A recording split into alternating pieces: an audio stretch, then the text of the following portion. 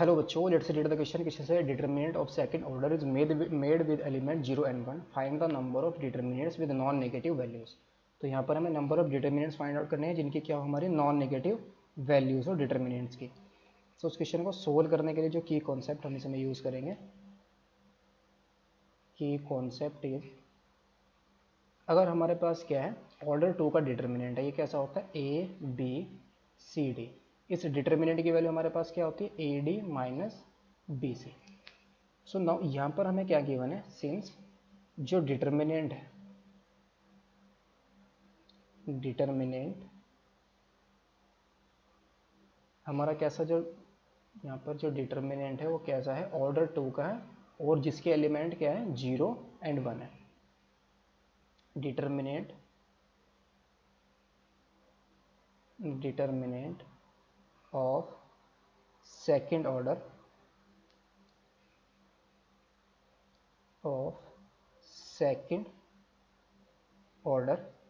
जो किससे बना हुआ है हमारा, इज मेड विद एलिमेंट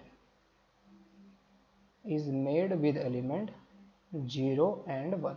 तो पॉसिबल डिटरमिनेंट्स हमारे पास क्या होंगे, सो देयरफॉर पॉसिबल डिटरमिनेंट्स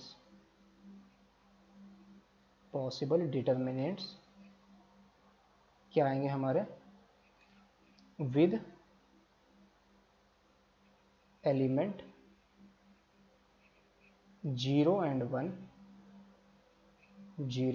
1। यानी कि पॉसिबल डिटरमिनेंट हमारे पास कितने होंगे, डिटरमिनेंट पॉसिबल डिटरमिनेंट जो 0 और 1 से बनेंगे ऑर्डर 2 के। यानी कि या तो डिटरमिनेंट्स की वैल्यू पॉजिटिव हो या नेगेटिव हो या जीरो, कोई भी वैल्यू है हमारे पास डिटरमिनेंट की। तो यहाँ पर ए कितने, यहाँ पर ऑर्डर 2 का डिटरमिनेंट है तो ए बी सी डी ऐसा होगा कुछ इस टाइप से।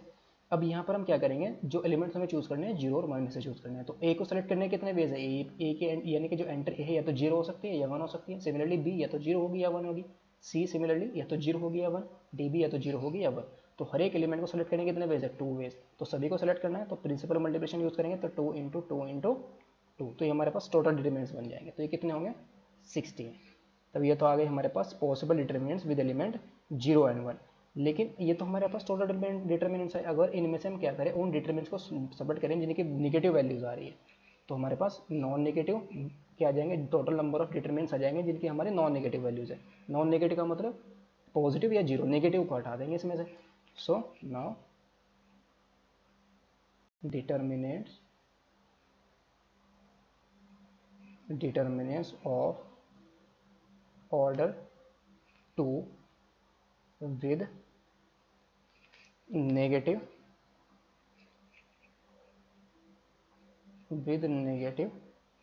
वैल्यूज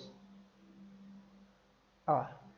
कौन कौन से डिटरमिनेंट हो गए, जिनकी नेगेटिव वैल्यूज होगी, तो 0, अगर हम एक एंट्री 0 1 1 0, इसका डिटरमिनेंट कितना आ जाएगा, 0 -1 दैट इज -1 आ जाएगा।